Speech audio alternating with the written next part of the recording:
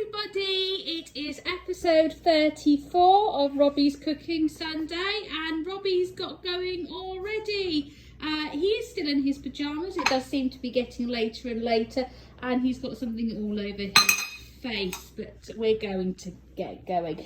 So it is Palm Sunday today, and Good Friday is this coming Friday.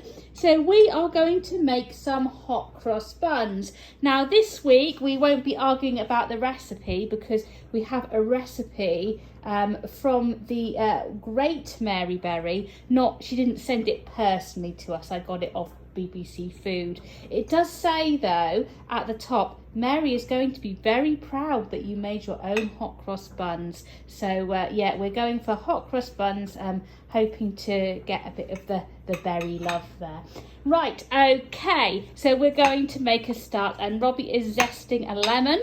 We have already measured out 500 grams of strong bread flour. That's basically the other half of the flour that we use to make our pretzels this week. Let's hope the hot cross buns come out in a slightly better shape and more cross-like than the pretzels were.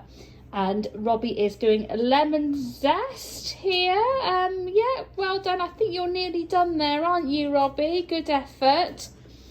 So we need a bowl, and do you know what, Robbie? I never got a bowl. We better go and get one. Hang on, I'm just bending down here to get a bowl out of the cupboard.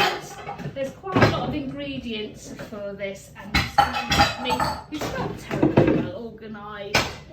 It's bound to forget. Right. Okay. Right. We're going to put the zest in a bowl. So you make sure you scrape it all in. Lovely. And then we need to put the strong white flour into the bowl. It's fine. I think that's okay. I think you're sorted. Fantastic. Well done. Okay, I'm just going to put that away. Right. Then put the flour into the bowl. I'm just looking at the next bit because it is rather complicated. I don't think it's possible to do them in a non-complicated way. And then we need 75 grams of caster sugar.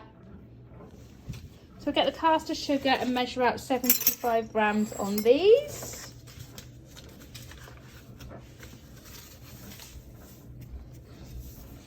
Right.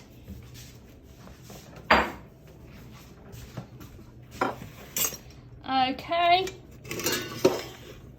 going to do 70, it'll be fine. Our scales have, something's happened to them, and they're not very even on the ground. That's nearly 100, but don't worry. Yeah, they don't... You're right. It's going really well, I think you'd agree. Robbie just fell off the stool, but yeah, the sugar is in. Right, hang on, I need to consult the next bit of the recipe. We need, what does it say? Mix the flour, sugar, he's fine. Flour, sugar, spices and lemon zest. So the spices are 1 teaspoon of cinnamon. So can you grab the cinnamon? Don't necessarily have to put it on a teaspoon, just shake a bit out into the bowl. That's more than 1 teaspoon. And then we need some mixed spice, which we had left over from Christmas. So you need 2 teaspoons of that. So you might need to, hang on. You might need to actually get this out of the box or a bit. Yeah, and get 2 teaspoons of mixed spice. I hope, we did promise Annie and Papa some of these. So I hope Annie and Papa like cinnamon and mixed spice, because they're going to have a fair quantity of both those items in the hot cross buns. Not quite yet. Hang on. Mix them. Get your fork. Get your spoon. No, definitely not gravy granules. Mix them together. Mix what you've got so far together.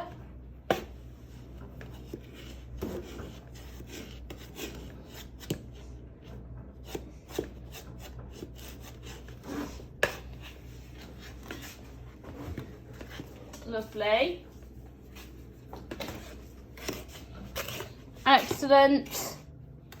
Right, now the next thing it says add the salt and yeast. And it says you need to put a pile of salt on one side of the bowl. So just put a little bit of salt there where I'm pointing the spoon. I'm assuming the reason for this will become clear. Is it open? That might be why it's not coming out. Bit of salt, so a bit of salt. That should be plenty of salt. Put a bit of salt on that side of the bowl. And then put the yeast. It says 10 grams of yeast. I'm not quite sure how we're going to measure 10 grams. So I think we'll just go for a good sized teaspoon of yeast and just hope for the best with that. So get a good sized teaspoon of yeast.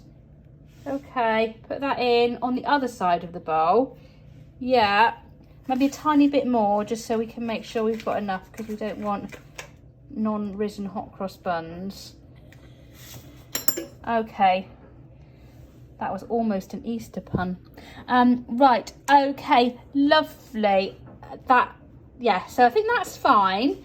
Oh gosh, I have no idea what I'm doing here. Right, so the next thing, Robbie, that we need to do is we need to come over to the hob, this way, to the hob.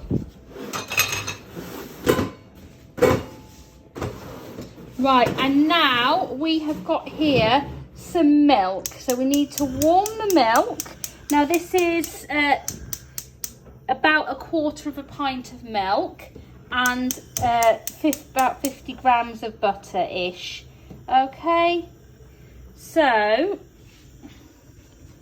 there we are. So we're gonna make a pause now while we melt the butter and warm the milk. And then while we're doing that, I'm going to have to look at Mary's instructions for the next bit. Okay, so we've done our milk. So the milk's supposed to be tepid, apparently. So hopefully we're kind of there with that. And we've melted the butter. We also need egg. You will notice we haven't put the currants in, but that will come in a moment. So Robbie, can you beat the egg, please?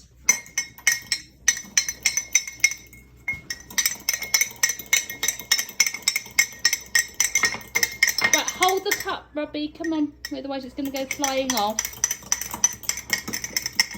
Right, okay, so what we need to do is we need to add the butter. Okay, can you add the butter? Add the butter. Add the egg. And add the milk. Now it says you need to combine it with your hands, but I think what we will do is we will combine it with the fork first. So it actually gets vaguely mixed in, and I'm really hoping it's not going to be too soggy. So what we're going to do is we're going to do that, and I think the next bit is going to require some sous chef involvement, so we might have to do it off camera. But we have to make this into a dough. Once we've made it into something that vaguely looks like a dough, we need to knead it together, and somehow we need to add the currants in as we knead it together. I can't remember how many currants she said, but we'll have a look at that. But apparently it's currant. I'm sure you could use raisins or sultanas, but we just happened to have some currants left over from our Christmas cake, so we are going to use those, and then we will show you what we have at the end of all that, and then the next stage. Okay, it's now several hours later, about 2.5 hours later, and the dough was kneaded, and we kneaded some currants into the dough, and then it was left to rise in a bowl for an hour. Then we had to divide it into bits, and then it was left for another 45 minutes or so, and this is what we've got here. So I think they're kind of bun shaped. I'm a bit worried they're in danger of ending up more like hot cross splats than hot cross buns, but yeah, that's all right.